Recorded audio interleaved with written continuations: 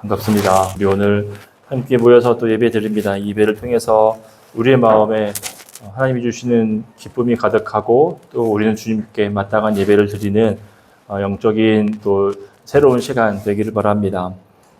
우리는 우리가 세운 여러 가지 계획과 그리고 또 기대가 있습니다. 몇 년 후에는 내가 이렇게 되어 있겠지, 아니면은 또 이러한 저러한 계획을 세우곤 합니다. 그런데 우리가 이 기대하는 것들이나 계획한 것들이 변경되거나 아니면 그것이 무산될 때 우리가 참 많이 당황하게 됩니다. 그런데 그 기대가 클수록, 그리고 내가 계획한 것들이 더 클수록 우리가 더 어떻게 보면 또 실망하게 되고 또 좌절하게 됩니다. 내 인생은 내 것이라고 생각하는 사람에게는 이 고통이 더하고, 또 내가 움직여야만 이것이 이루어진다라고 믿고 열심히 사는 사람에게도 큰 좌절로 다가올 수밖에 없습니다. 그런데 우리가 살다 보면 경험하게 되겠지만 많은 부분이 우리가 계획한 대로 그대로 다 되지는 않습니다. 하나님께서는 우리에게 심은 대로 거둔다라고 말씀도 하셨지만, 한편으로는 눈물로 씨를 뿌리러 나가면 기쁨으로 단을 거둔다라고 이야기해 주셨습니다. 포기하고 실패한 것 같은데 우리가 되돌아보면 이길 때가 있다라는 거죠. 그래서 세상에는 전화위복이라는 말도 있습니다. 오늘 말씀에는 아브라함이 계속해서 나오는데, 특별히 아브라함이 손님을 대접한 이야기, 그리고 아브라함이 소돔을 위해서 하나님께 간구했던 이야기가 나옵니다.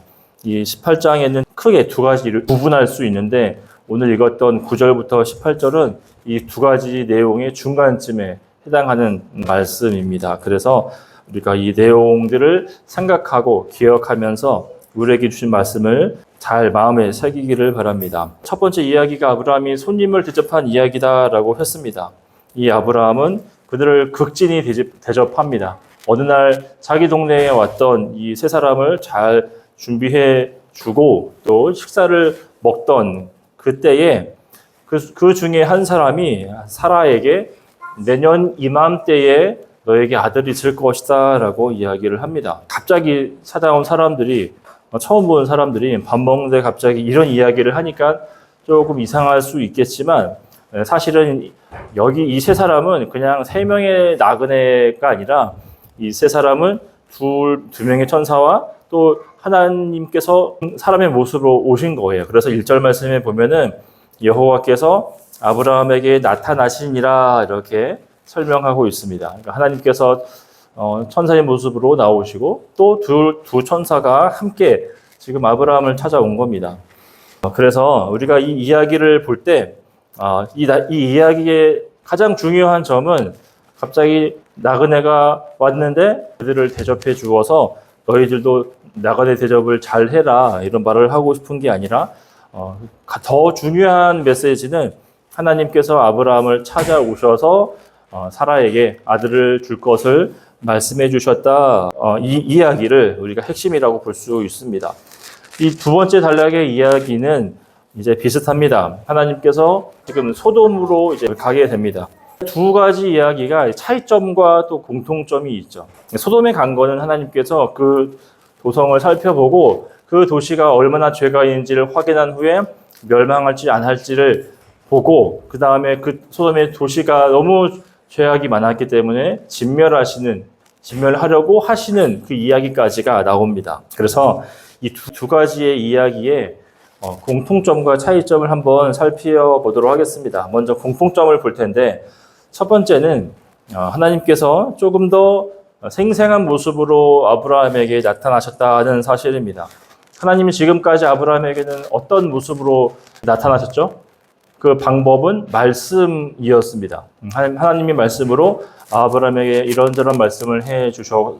그런데 지금은 하나님이 이제 눈에 보이도록 등장하고 계십니다. 그러니까 뭔가 더 분명하고 더 생생하게.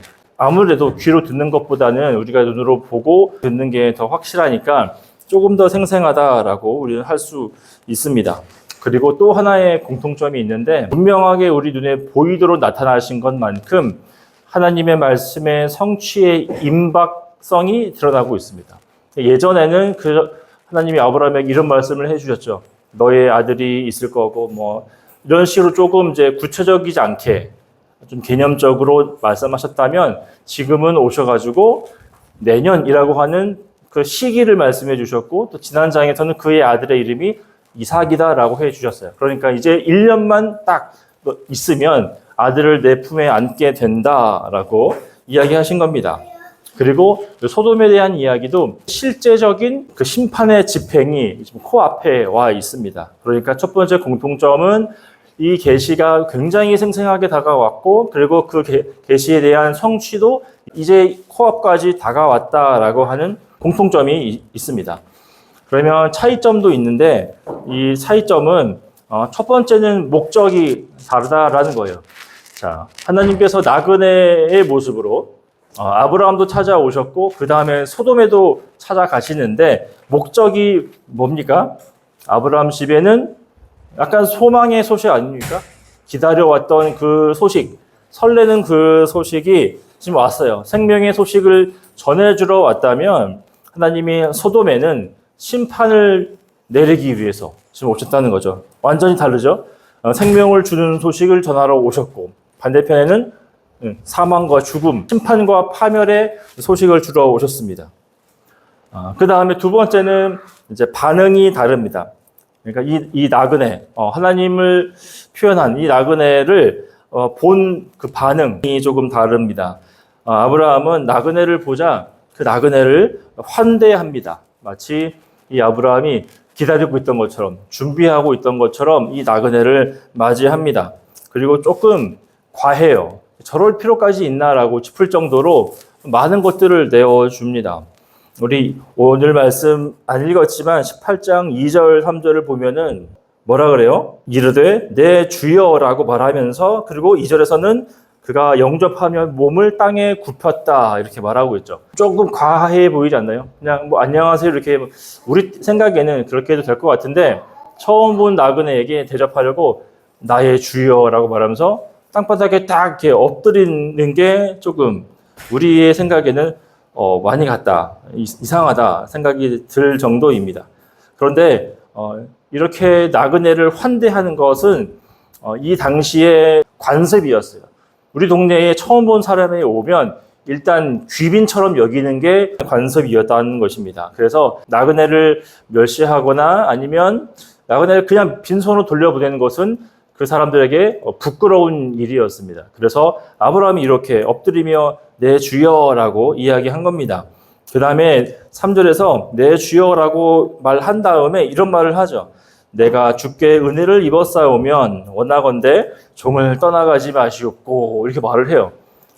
아주 그냥 뭐 달콤한 말을 막 하고 있죠. 사실 이 말은 처음 보는 사람이라면 약간 의심해 볼 필요가 있는 거예요. 혹시 나를 지금 죽이러 온 킬러가 아닐까? 이런 생각을 할 수도 있어요. 왠지 낯선 사람은 거리감을 두고 경계하기 마련이잖아요.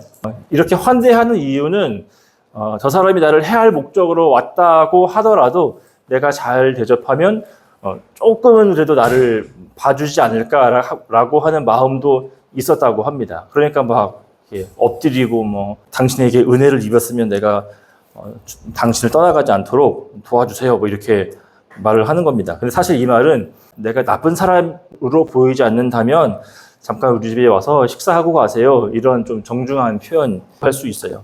그리고서 이 세 명에게 음식을 대접하기 시작합니다. 일단 낮에 그 뜨거울 때에 이 사람들이 왔다라고 말하고 있어요. 그래서 거기 서 계시지 마시고 우리 장막으로 들어오세요. 우리 장막은 시원합니다. 에어컨 다 틀어놨습니다. 냉방 완비입니다. 라고서 싹 들여보내주고 제일 좋은 자리에 앉힌 다음에 사라를 부릅니다. 사라를 불러서 여보 저기 우리 집에 있는 곡식가루 새 스아를 가지고 떡을 만들고 그리고 저기 내가 송아지 잡을 테니까 그 송아지 가지고 좀 대접을 하세요 라고 이야기합니다. 어떤 것 같아요 스케일이 잘 모르겠죠. 그런데 이것은 엄청 양이 많고 극진한 대접이라고 할 수 있어요. 먼저 곡식가루 새 스아는 단위인데 3스아는 20리터 정도가 되는 가루입니다. 이거를 한국식 단위로 표현하면 한 말 정도 됩니다. 한 말이면 13kg가 되는 가루입니다. 이걸로 맛있게 떡을 만들면 최소 50인분에서 70인분이 나와요. 근데 이걸 3명 주겠다고 해서 떡을 내는 거예요.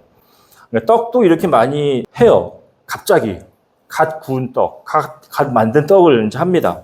그런데 뭘 또 가져와요? 송아지를 가져오죠. 연하고 좋은 거 아닙니까? 예, 중복 때 뭐 먹어요 우리가?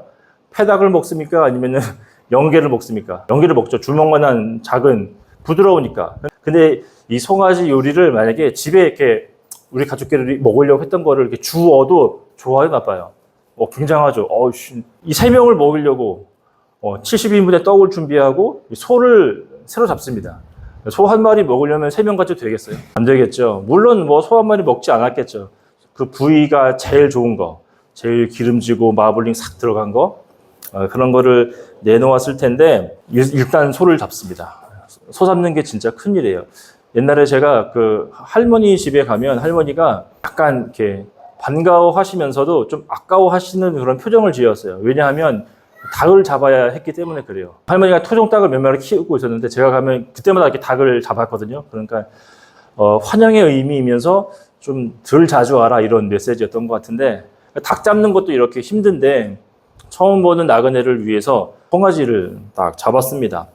물론 이제 남겼겠죠. 어떻게 다 먹겠어 이거를. 다 몇 개 먹고 이제 말았을 거고 또 가족들이 그 다음에 또 함께 먹었을 텐데, 그래도 이 지극정성이라고 할 수 있습니다. 정말 대단한 대접을 한 것입니다. 그런데 이렇게 지극하게 대접을 한 것은 사실은 아까 이야기했듯이 문화이기도 했고 또 자기들의 신변의 보호를 위해서이기도 했고 또 이들이 억지로 일부러 한 것도 아니에요. 그리고 뭐 누가 자기를 위협해서도 아닙니다. 히브리서 13장에 보면은 아브라함이 부지 중에 천사들을 대접했다 이렇게 이야기하고 있어요. 그러니까 모르는 중에 주었다라는 거죠. 그러니까 반응이 아브라함은 그들을 환대하고 좋은 것을 내어다 주고 먹이고 쉬게 합니다. 그러나 소돔은 나그네를 거부하고 거절합니다. 심지어 적대적이었습니다. 19장에 보면 이 천사들 둘이 먼저 이 소돔으로 가는데, 이 소돔에 갔을 때 이 롯이 이 천사들을 자기의 집으로 이렇게 불러들여서 초대해서 쉬게 하고 있는데, 하필 이것을 본 이 소돔의 불량배들이 있었습니다. 하나님의 심판이 내린다면 바로 받아야 할 이 사람들이 등장했습니다. 이 불량배들이 롯의 문 앞까지 와서 문을 막 치고 소리를 막 지르면서 이야기합니다. 그 사람 꺼내, 데리고 와, 우리한테 줘, 이렇게 말을 해요. 왜 갑자기 불량배들 와가지고 두 천사, 남자의 모습을 한 두 천사를 달라고 했냐면 능욕하기 위해서 그래요. 그러니까 롯이 안 된다고, 손님이라고, 너네들 그러면 안 된다, 이렇게 계속해서 말리는데 그 바깥에 있는 불량배들이 얼마나 사나운지 문을 거의 막 부술 정도로 막 그렇게 고함치면서 이야기를 합니다. 그러니까 반응이 너무 다르죠. 아브라함은 환대했지만 소돔에 가서는 그를 능욕하고자 하는 사람들이 있었습니다. 적대시했고 거부하고 또 거절했습니다. 그 다음에 세 번째 중요한 점이 있는데, 이 두 이야기에는 핵심적인 인물, 중요하다라고 할 수 있는 사람이 등장합니다. 약간 하이라이트라고 할 수 있는 사람은 이 나그네들의 온 목적, 누가 있을 거야? 아들이 있을 거야. 이삭이라고 하는 중요한 인물이 있습니다. 그런데 이 소돔에도 똑같이 키맨이 있어요. 이 사람이 있으면 소돔이 멸망 안 당할 수도 있었어요. 그 사람이 누구냐면 의인 10명입니다. 처음에 이제 갔을 때 하나님은 가자마자 거기에다가 불과 유황으로 막 내려가지고 하려고 하신 게 아니라 이렇게 살펴왔어요. 근데 그 옆에 아브라함이 같이 서 있었는데 그 동네에 롯이 있으니까 중재하고 싶었습니다, 아브라함이. 그래서 하나님, 만약에 저기 도시에 50명의 의인이 있으면 용서해 주실 건가요? 라고 했더니 그럼 하지. 근데 없는 거지. 없어서 50명에서 45명 안 돼요? 45명에서 40명 안 돼요? 30명 안 돼요? 20명 안 돼요? 마지막으로 한 번만 더 물어볼게요. 10명은 안 돼요? 라고 했는데 10명 오케이 했는데 10명이 없었어요. 그래서 그 도시가 멸망을 당합니다. 그러니까 이 소돔 이야기에서 가장 중요한 판도를 바꿀 수 있는 그 인물은 의인 10명이다라고 할 수가 있는 것이죠. 10명이 없어서 그 도시가 멸망을 당합니다. 키맨이 있는데 그들의 또 반응이 또 달라요. 일단 지난주에 어떻게 했어요? 비웃죠. 어떻게 그런 게 있습니까? 그냥 저 이스마엘이나 잘 좀 거둬 주십시오라고 했는데 부창부수입니다. 사라도 장막 뒤에서 이렇게 듣고 있다가 속으로 비웃습니다. 내가 89세고 내가 이제 애도 낳을 수 없는 그런 몸이 됐는데 무슨 애를 낳습니까? 라고 또 비웃어요. 또 비웃습니다. 그런 반면에 소돔을 위해서는 아브라함이 6번 구해요. 그러니까 반응이 서로 다르죠. 좋은 소식을 주었을 때는 비웃더니 나쁜 소식 예고가 되니 지금 아브라함은 간구하고 있어요. 아브라함의 간구가 잘못됐다라는 말이 아니라 아브라함의 관심과 반응이 서로 다르다라는 점을 말씀드리고 있는 중입니다. 그리고 이 두 단락의 이야기를 우리가 다시 정리하면 하나님이 아브라함을 지금 편들어 주시고 있다 이렇게 봐도 무방합니다. 그러나 아브라함이 나그네를 환대하기는 했지만 정작 또 나그네의 메시지는 아브라함이 비웃습니다. 소돔에 의인 10명이 없었듯이 아브라함도 이삭을 믿음으로 받을 준비는 아직 덜 되어 있었던 것 같습니다. 하나님과 아브라함이 하나의 마음, 연합했다라고 하기에는 아직은 조금 불완전하고 좀 부족함이 있습니다. 그 공통점은 두 가지 이야기에서 하나님의 의지가 가장 분명하고 가장 강하게 등장합니다. 하나님은 사라의 비웃음 이후에 나에게 능하지 못한 일이 있겠느냐라고 하셨고 하나님께서 소돔으로 가실 때 내가 하려는 것을 아브라함에게 감추겠느냐 이렇게 말씀하십니다. 나에게 능하지 못한 일이 있겠느냐라고 말씀하시는 것과 내가 말하는 것을 너에게 감추겠느냐라고 하신 것 동일한 마음이 있는 거죠. 내가 꼭 반드시 그렇게 하고야 말겠다는 겁니다. 그래서 17절에서의 나에게 능하지 못한 일이 있겠느냐라고 하는 것은 반드시 아들 준다라고 하는 거고 바로 소돔 심판을 내가 절대로 반드시 그 심판을 이루고야 말겠다라고 하는 겁니다. 그러면 하나님의 뜻은 무엇일까요? 하나님이 여기에는 이런 강력한 의지, 여기에는 또 다른 강력한 의지를 보여주셨는데 하나님의 뜻은 사실은 하나입니다. 19절에 보면 나오는데 우리 19절 말씀을 한번 같이 읽어보겠습니다. 시작. 내가 그로 그 자식과 건석에게 명하여 여호와의 도를 지켜 의와 공도를 행하게 하려고 그를 택하였나니 이는 나 여호와가 아브라함에게 대하여 말한 일을 이루려 함이니라. 아멘. 자, 여호와의 도를 지켜 의와 공도를 행하게 하기 위해서다. 이 말씀을 해 주셨습니다. 자, 그러니까 하나님께서 아브라함을 통해서 아들을 주시고 나라를 세우시는 목적은 뭐냐면 여호와의 의와 공도를 지키는 나라 만들기 위해서이죠. 그러면 또 똑같이 소돔이 멸망당하는 이유는 뭐예요? 거기에 하나님의 의와 도가 없었기 때문에 그들을 멸망시킨다라고 하는 것입니다. 징벌을 통해서 하나님의 분노를 보여주고 또 정의로우시고 정의로우신 분임을 내가 보여주겠다. 이 뜻 안에서 지금 다 맞물려 가고 있다는 것입니다. 우리가 같은 물체라고 하더라도 방향에 따라서 다르게 보일 경우가 있습니다. 여러분 제 얼굴도 방향에 따라서 다르게 보입니다. 왼쪽에서 보면 좀 많이 서운한데 오른쪽에서 보면 좀 덜 서운합니다. 사물도 물체도 그렇게 다르죠. 사람도 이 사람이 만난 사람과 저 사람이 만난 사람이 서로 다르게 보입니다.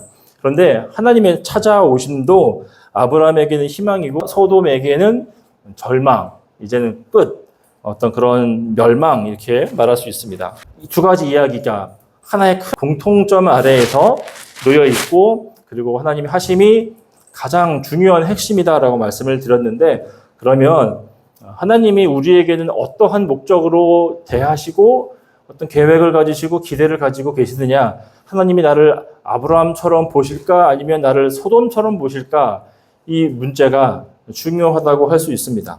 하나님은 우리에게 어떠한 목적으로 찾아오시고 개입하실까? 우리 말씀이 두 절 말씀이 있습니다. 우리 예레미야 29장 11절과 예레미야 애가 3장 33절 우리 차례대로 한 번씩 읽어보겠습니다. 시작.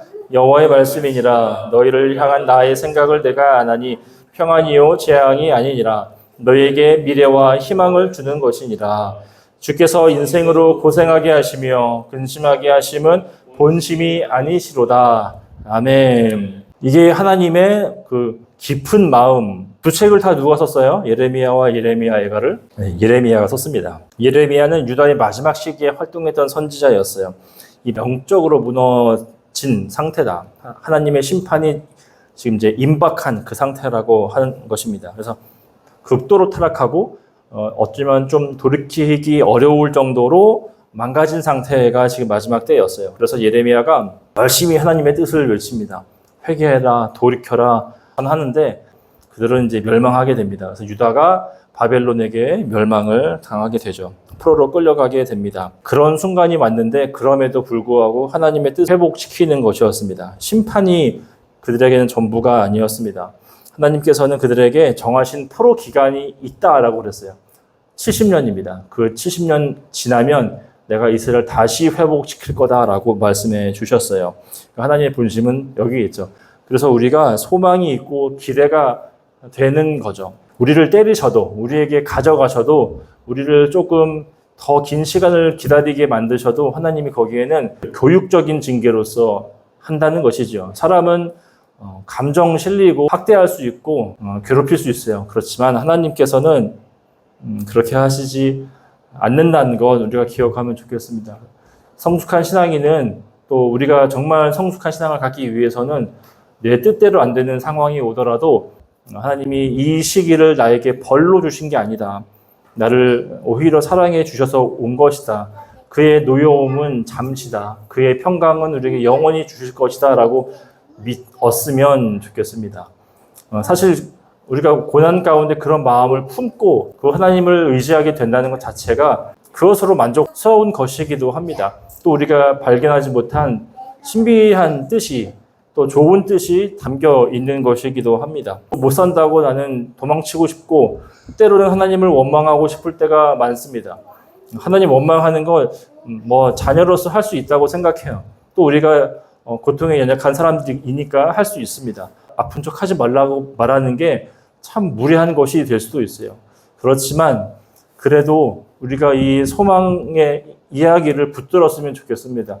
하나님 나에게 없게 하신 것, 나에게 가져가신 것 있어도 반드시 나를 회복시켜 주실 거라는 그 믿음이 우리에게 꼭 있기를 바라고 부정당하고 무너지는 때가 종종 옵니다. 나 자신에 대한 기대가 무너질 때가 있고 환경에 대한 기대가 사라질 때도 있고 가능성도 사라지는 때가 오고 있습니다. 시간이 지나면 지날수록 우리가 기대하는 거나 우리의 환경에 대한 거나 어떤 내가 가지고 있는 가능성이 자꾸 작아지는 것 같아요. 아브라함 부부에게는 시간이 금입니다. 하루라도 더 젊을 때 자녀를 낳고 또 길러야 그게 소망이 있다라고 생각하기 쉬운데 그 시한이 이미 지금 넘어갔어요. 육신으로는 지금 사라가 아이를 낳을 수 없는 때입니다. 나이가 노쇠하여서 더 이상 손 쓸 수 없는 그때가 됐어요. 근데 그때가 하나님이 일하시는 때입니다. 그러니까 사라가 비웃었던 것도 어쩌면 하나님 원망스러워서 하는 웃음이기도 하지만 또 기대의 웃음이 될 수도 있는 거죠. 참 하나님은 우리에게 숨이 꼴딱꼴딱 넘어가는 그 시점까지 기다리시는 것 같아요. 너무너무 우리가 고통스러운데 다 이제 망했다. 나는 이제 수가 없다. 근데 그때까지 하나님 기다리시는 것 같습니다. 내가 뭐라도 할 수 있는 것이 사라져야만 하나님의 역사가 임하더라라는 것이 성경의 고백이고 또 우리 삶의 고백이고 또 우리가 알아야 할 아주 중요한 지점이다라고 볼 수 있죠. 그래서 희한하게도 내 실수로 다 엎질러 놓은 거, 기회를 다 놓치고 사람들에게 실망을 안겨서 사람들이 떠나고 나도 이제 할 수 있을 만한 능력도 없고 용기도 없고 의지도 없을 때 다 이루어져 있는 것들을 종종 보게 됩니다. 제가 결혼하고 나서부터 물욕이 더 심하게 생겼어요. 왜냐하면 나에게는 가능성이 없거든.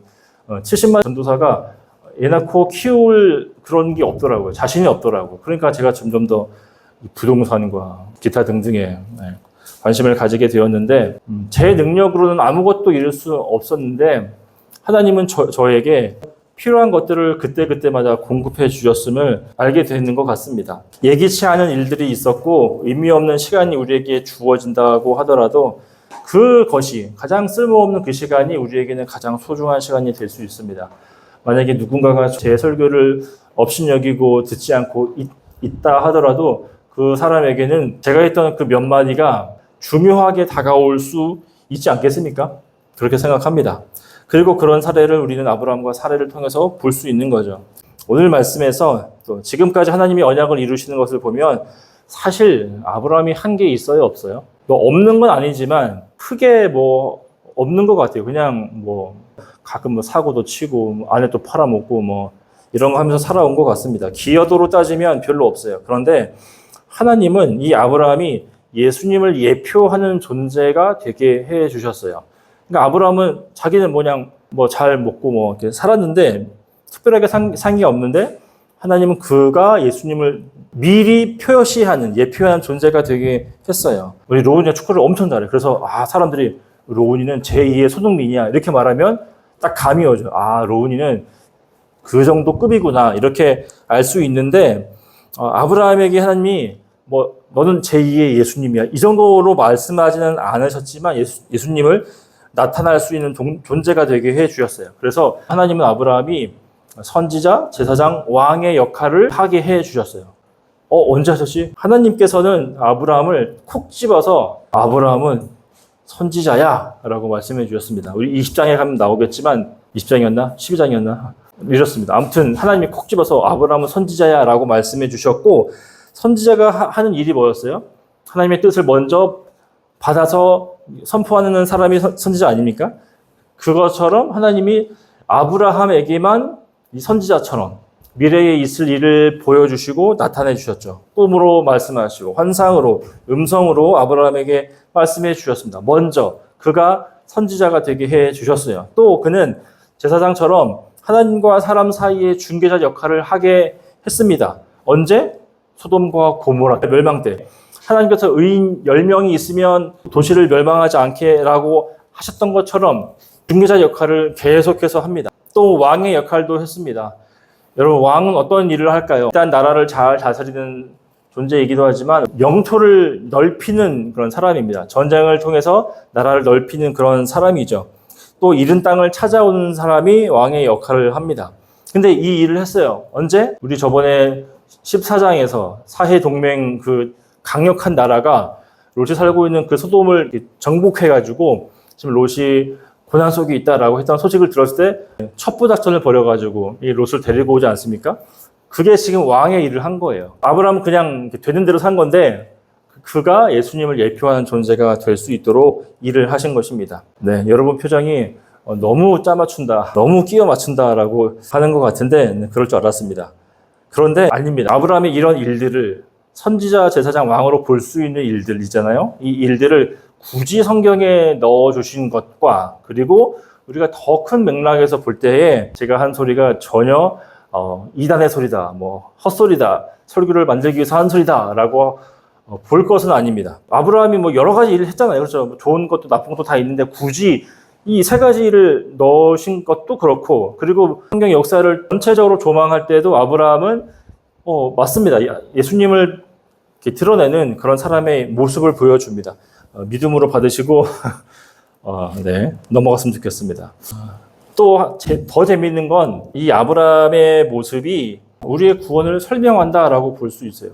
자, 아브라함이 뭐 자기가 선지자가 되고 싶어서 왕이 되고 싶어서 제사장이 되고 싶어서 그렇게 한 것이 아니라고 했어요. 근데 그것을 하나님이 그렇게 받아주시고 그렇게 인정해 주시잖아요. 그러니까 우리도 마찬가지예요. 우리가 구원받을 만한 자격이 없고 그 구원을 위해서 우리가 수고한 게 없고 우리가 뭐 추구한 게 없는데 어느 날 내가 누군가의 손길에 의해서 누군가의 전도를 통해서 예수님을 믿게 되었단 말이죠. 근데 그것을 하나님이 우리에게 뭘로 여겨요? 의로움으로 여긴다는 거죠. 나는 그냥 따라가서 예수님을 자연스럽게 믿게 된 건데 하나님은 그것을 너가 의롭다라고 말해요. 그래서 우리가 믿음으로 의롭다 여김을 받잖아요. 그렇죠? 그러니까 아브라함이 아무 뭐 의도 없이 그냥 한 건데 그렇게 예수님을 예표한 존재로 인정받은 것처럼 우리도 사실 내가 열심히 한 거는 죄 지은 것밖에 없어요. 그렇죠? 내가 정말 예수 믿지 않으면 죽을 것만 같은 그 마음이 들고 그 선포된 말씀이 믿어져서 내가 예수님을 믿은 것뿐인데 하나님 우리를 의로운 존재로 여기시는 것이 이 지금 아브라함을 통해서 우리의 구원을 설명해주고 있는 것, 이 연사 이렇게 주장하는 바입니다. 놀랍지 않습니까? 예. 전 정말 놀라웠어요. 아브라함이 우리가 막 아유 뭐 저런 사람 다 있어라고 했더니 내가 그 사람이었고 아브라함이 한 것은 이것지만 하나님 그를 그렇게 예수님을 예표한 존재로 보내셨듯 나도 그렇게 삼으신다. 내가 한 것이 없으나 죄만 지었을 뿐인데 죄를 깨닫고 예수님을 그냥 인정했을 뿐인데 그것을 나를 의롭다 여기고 나를 하나님의 자녀로 받아주시고 하나님을 아버지라고 부를 수 있게 하시고 하나님이 내 아버지가 되시니 나는 그분의 아들로서 이 세상이 다 내 겁니다. 아들은 아버지의 기업을 받아요. 그래서 우리도 하나님의 기업을 받는 거죠. 하나님 없이 아브라함만 생각해 보면 그 사람만한 배신자가 없고 그 사람만한 겁쟁이도 없고 실패자도 없습니다. 그러나 하나님께서는 그렇게 사용하시지 않고 더 위대한 존재로 사용해 주셨어요. 예수님의 그림자가 되었습니다. 실패한 것처럼 생각했고 살아왔는데 그것이 아니었습니다. 하나님 나라에 동참시키고 하나님의 목적에 이끄셨던 것입니다. 우리도 마찬가지이고 또한 신기합니다. 우리에게는 그런 일들이 계속해서 이루어질 겁니다. 두 번째로 사라입니다. 지난주에는 아브라함이 비웃더니 오늘은 사라가 비웃었습니다. 거기다가 거짓말도 합니다. 비웃어 놓고 속으로 비웃어 놓고 혼자 그냥 흥 이러고 있을 때 하나님께서 너 지금 비웃었지? 라고 하자 사라가 너무 놀라서 아니요 안 그랬는데요 라고 하니까 하나님이 한 번 더 아니야 너 비웃었어 라고 저격을 해 주셨습니다. 참 민망했을 거예요. 근데 이러한 사라의 모습이 또 우리에게도 중요한 교훈을 가르쳐줘요. 비웃음은 우리에게는 하나님의 능력과 은혜 없이는 그 어떤 것도 불가능합니다 라고 하는 교훈을 심어주고 있습니다. 이해가 되시나요? 사라의 그 비웃음 속에는 아들이 생긴다고? 난 안 돼. 기적 같은 일이 생겨야 내가 지금 폐경도 했고 아이를 스스로 낳을 수 없는 몸인데 하나님이 개입하시지 않는다면 아들은 생기지 않아. 이 말을 하고 있잖아요. 그러니까 우리도 내가 이거저거 다 해봤는데 안 되더라. 오히려 더 망신만 당하고 일만 그르치더라. 하나님이 혹시 하신다면 모르지라고 하면서 우리는 하나님이 내 인생을 지켜주시고 나의 가족을 붙드시고 우리 교회를 붙드셔야만 된다라고 하는 것을 자연스럽게 배울 수 있는 것입니다. 이제 우리가 나눈 말씀을 정리하고 마치도록 하겠습니다. 오늘 말씀을 생각해 보면 우리는 하나님의 신실함을 배울 수 있지만 또 그가 하시는 신기한 일 이것들을 살펴보게 됩니다. 평범하고 실패한 일처럼 보이는 것들은 하나님께서 특별하고 성공이라고 우리에게 바꾸시기 때문입니다. 그래서 우리가 우리 길을 예측하고 계획할 수는 있겠지만 막상 그것이 어떻게 될지는 모릅니다. 가야만 아는 것이고 시도해 보아야만 알 수 있어요. 그 자리를 지켜야만 우리가 끝끝내 알 수 있다는 거죠. 사람의 조언도 굉장히 지혜롭고 새겨들을 만합니다. 하나님을 인정하는 것이 오히려 더 지혜로운 것입니다. 우리가 하나님 앞에 겸손해야 하죠. 그래서 겸손이 지혜가 되는 거죠. 일하시는 하나님은 나의 하나님이 되시고 또 내 아버지이십니다. 그러므로 하나님께서는 포기가 없고 실패가 없습니다. 하나님께 마땅히 드릴 순종을 드리고 모든 일에 우리가 겸손히 인정하는 것이 지혜로우며 우리에게 필요한 덕목입니다. 우리가 그 은혜를 구합시다. 하나님 내가 나서지 않고 조급해하지 않고 쉽게 포기하지 않는 마음을 주십시오. 하나님이 주시는 이 평범한 삶을 평범함으로 여기지 않고 하나님이 쌓아가시는 시간들이 됨을 믿게 해 주십시오라고 기도하는 것이 맞지 않겠습니까? 제가 어젯밤에 사실 꿈을 꿨어요. 교회를 지었습니다. 2층. 교회를 지었는데 구름대 같은 성도들이 막 몰려왔습니다. 심지어 나를 적대시할 거라고 생각했던 분들도 막 오셨어요. 예배 드리고 제가 인사를 막 했습니다. 그리고 깼습니다. 이것이 설령 개꿈이라고 하더라도 2층집 못 짓는다고 하더라도 저는 이 평범한 오늘의 예배가 의미 있다고 믿습니다. 지난주에 말아먹은 설교가 가슴 아프고 후회가 되고 우리를 통해서 큰 일을 이루실 것을 저는 믿습니다. 우리가 작은 삽으로 땅만 파고 있는 것 같아도 여러분 그것이 헛수고가 아닙니다. 내가 노동한 것, 수고한 것, 기도하는 것에 대한 가치 판단, 그것은 하나님만이 우리에게 주시고 하나님만이 우리에게 상 주시는 분입니다. 이것을 기억해서 우리가 예배의 자리를 잘 지킵시다. 더 뭐 하는 거는 우리가 그때가 되면 하면 되는 거고 지금 내가 하는 거 잘하면 좋겠습니다. 로운이가 얼마나 사랑스러운지 몰라요. 매주 교회에 와서 자리를 지키잖아요. 로운이 자리가 있는 거예요, 여러분. 왔다 갔다 하는 거 자기의 자리를 지키는 겁니다. 여러분, 교회 창가에 스테인드 글라스가 있잖아요. 옛날 교회도 그런 거 많이 있었는데 이것들을 가까이서 보면은 어때요? 그냥 박살난 유리 아닙니까? 다 깨져 있는 유리인데 또 울퉁불퉁하고 납땜도 되어 있고 엉망진창입니다. 흠집이 나 있고 지저분합니다. 근데 우리가 멀리서 그 글라스를 싹 보면 햇빛과 함께 전체를 바라보면 세상 아름다운 그림이 없는 거죠. 우리가 이렇게 일하시는 하나님을 신뢰합시다. 하나님이 우리를 위해 찾아오셨습니다. 곁에 계시고 또 찾아오실 것입니다. 이것이 영광스럽고 복된 부르심임을 기억하면서 우리 삶에 일하시는 하나님을 기대하고 또 의지하는 우리 모두가 되시길 예수님의 이름으로 축복합니다.